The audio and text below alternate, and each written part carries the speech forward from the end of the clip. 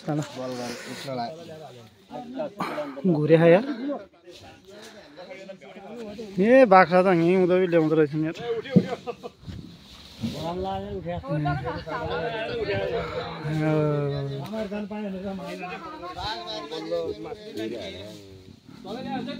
ओइ ओइ घुरे है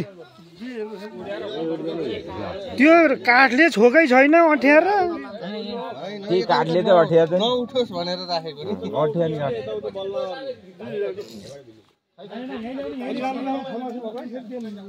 ए लानु सक्दैन के फेरि सक्छ त्यो बोक्न कसले के त्यो सबैजनाले झ्याङ्गुटी बनाएर नलैदिएर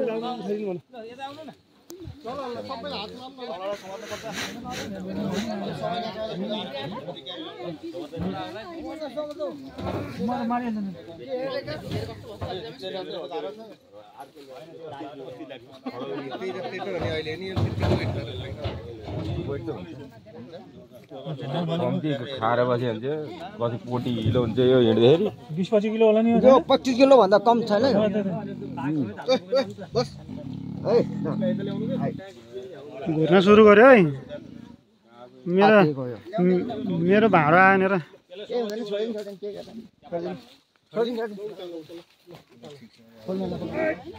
ल है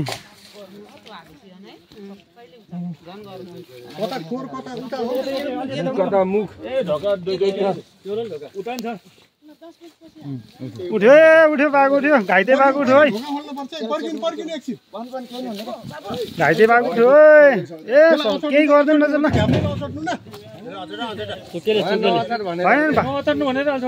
छोड्दिनु भाग्दैन यार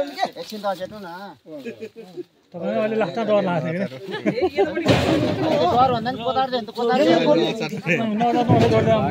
उद्धार गर्दै गरेको अवस्था घाइते बाघलाई चाहिँ अब उद्धार गरेर वन डिभिजन कार्यालयका कर्मचारीहरूले चाहिँ डमौली लैजाँदै गर्दै हुनुहुन्छ। यहाँ खोर छ है टक्क लाएर खोरमा हालेर होइन। अब यसको ल जाऊ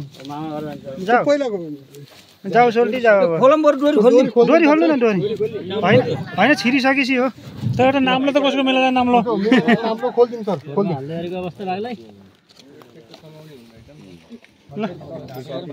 बाई बाई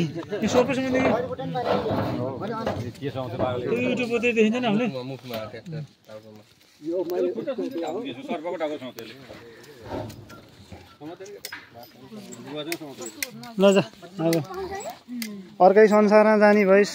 गाडी चढ्नु पनि भाग्यमा नै थियो त छुट्टै दुनियाँमा जाने भयो नि। बान्द्रे काम छोडेर बिचार भानु कति अरे 10 भानु 10 मा चाहिँ घाइते चितुवालाई उद्धार गरेको बान्द्रे हैन त बान्द्रे अध्यक्ष चाउर युट्युबमा भाइरल हुनु पो आउँछ काम बान्द्रे मान्छेले बाघ बानेर भनेर बोल्दै त हल्ला बान्द्रेले बाघै बानेर आएको पुछार बाहिर निकाल्दा छ त यार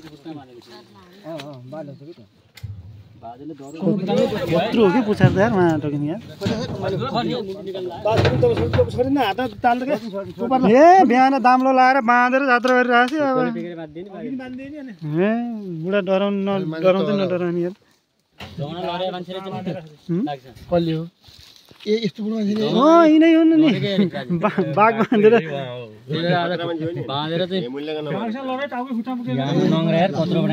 यस्तो वन्य जन्तुसँग खेलबाड गर्न हुँदैन है। मजा गर्ने कुरा होइन नि भन्नु त।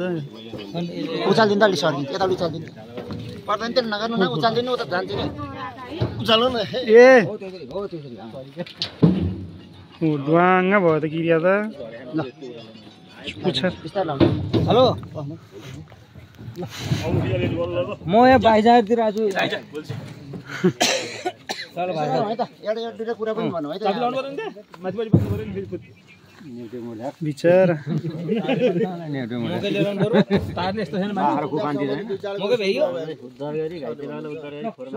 ल सर भन्नु सर्वप्रथम यहाँ सबैजनालाई नमस्कार धन्यवाद पनि है। हामी चाहिँ डिभिजन वन कार्यालय तनहुँबाट यहाँ आएका छौँ। यो चितुवालाई हामीले यहाँ उद्धार गऱ्यौँ घाइते अवस्थामा। ठिक छ यो समय परिस्थिति अनुसार अब यसको अब यो घाइते हुन पुग्यो होइन। वास्तवमा भन्ने हो भने यो पृथ्वी मानव जातिको लागि मात्र होइन सबै जीवात्माहरूको साझा घर हो, बाँच्न पाउने अधिकार सबैको छ पृथ्वीमा हैन। यस्तो तपाईहरुलाई यो अहिले चाहिँ यो चितुवा बाघ भन्छौँ स्थानीय भाषा, तर यसको नाम चाहिँ यसलाई चाहिँ चितुवा हो यो हैन। यसको चाहिँ अहिले यो भानु क्षेत्रमा चाहिँ धेरै नै यसको बिगबिगी छ, आक्रमण छ, आतंक छ। यसको सचेत हुनलाई चाहिँ तपाईँ हामी सबैजना जरुरी छ हैन। यो अब यसको सङ्ख्या वृद्धि हुँदैछ, खानेकुरा आहारको कम छ।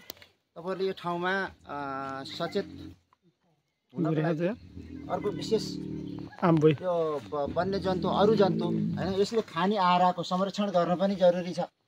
मान्छेले के गर्दैछ भने बाँच्नको लागि यो सबै कुरा हाम्रो लागि हो मात्रै भने चाहिँ एकअर्कामा निर्भर हुनु पर्यो कि यसले खानेकुराहरूलाई संरक्षण गरिदिनु पर्यो। तपाईँहरूले यसो गर्नुभयो भने यो चाहिँ घरको नजिक आउँदैन। र यो सानो सानो बच्चाहरूलाई चाहिँ एकदमै धेरै ध्यान दिनु होला। आज मेरो घरमा मलाई केही नि परेको छैन, परिसित परिहाल्यो। बेलुकामा झाडी फाड्ने, यता बस्ती घरहरू छन् भने झाडी फाड्ने, नजिकको झाडी फाड्ने र बत्ती बाल्ने, बच्चाहरूलाई बेलुकामा र बिहानमा एक्लै नछोड्ने हैन। विशेष गरी रातो कपडा लगाएर नहिँड्ने, जङ्गल जाँदाखेरि जङ्गल जाँदा पनि ठुलो मान्छेलाई उभिएर हिँडेको अवस्था केही नि गर्दैन यसले है। तर बसेर घाँस काटेको बेला यस्तो पायो भने चाहिँ हालिदिन्छ। त्यस्तो त्यो छ, सानो देख्यो भने हान्छ। र अहिले चाहिँ नि मैले फेरि पनि यही कुरा भने यसको आहारको कमको कारणले, यसको खानेकुराको जङ्गलमा कमीको कारणले घरको नजिक आउने हो। घरको नजिक किन आउने, मान्छे खोज्न आउने हो घरको नजिक। र अर्को कुरा के छ भने यसको सङ्ख्या वृद्धि हुँदैछ, यसको पनि पुस्ता हुन्छ। अघिल्लो पुस्ता जो बुढो हुँदै गएको छ उसले आएर पाउँदैन, अरूले हेप्छ यसलाई। अनि हेपेपछि उसले अरूले कहीँ शिकार भेटिहाल्यो भने बलियोले खान्छ, बुढोले खान पाउँदैन। त्यस कारणले गर्दाखेरि खान नपाएपछि के बाँच्न त सबैलाई छ।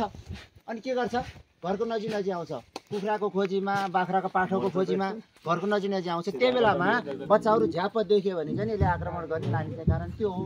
अलिक वृद्ध अवस्थाको, बुढो अवस्थाको चितुवाहरू घरको नजिक आउँछ।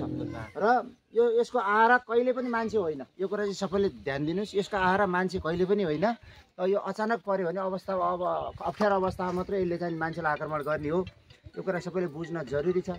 र वन्यजन्तु यसलाई मात्रै होइन कि अरूलाई पनि संरक्षण गर्न जरुरी छ है। मान्छेले यसको आहारा मान्छेले खाइदिनु भएन है, त्यो कुरा ध्यान दिन जरुरी छ। अब यसले चाहिँ नि यसको आयु चाहिँ 16 वर्ष 17 वर्ष हुन्छ बढीमा है। 13, 14, 15 वर्षबाट यसले चाहिँ धेरै हिँडुल गर्न अनि बाहिर गएर शिकार खेल्न सक्दैन। यो कुरा सबैले बुझ्न जरुरी छ। त्यसकारण त्यो चाहिँ चितुवाहरू घरको नजिक आउने है। त्यही अवस्थामा बाटोको छेउमा बस्ने अनि घाइते हुने, त्यही अवस्थामा चाहिँ शिकार गर्न सक्दैन, समाजबाट हेला हुन्छ। त्यही बेला चाहिँ नि मान्छे अरू घरको नजिक आएर खोज्दै गर्दा मान्छे पर्ने कारण चाहिँ त्यो हो। त्यसको चाहिँ सचेत हुन म सबैजनालाई हार्दिक अनुरोध गर्दछु है। र यस्तो वन्यजन्तुहरू यो मात्रै नभइकन, यो चितुवा मात्रै नभइकन अन्य वन्यजन्तुलाई पनि संरक्षण गर्न तपाईँ हामी सबैको जिम्मेवार हो। अनि मैले भनिसकेँ पृथ्वी सबैको साझा घर हो। र केही यस्तो चिजहरू देखियो भेटियो भने अथवा यहाँ आतङ्क मचिया छ भने खोरहरू माग गर्नुहोस्, भन्नुहोस्, हामी ल्याइदिउँला खोरहरू थाप्नलाई। अथवा यहाँ स्थानीय तहबाट पनि खोरहरू त्यो बनाउन सकिन्छ, अन्त पनि बनाएको छन्। त्यसरी पनि हामीलाई नियन्त्रण गर्न सक्छौँ धेरै भयो भने। र यो अरू पनि चितुवा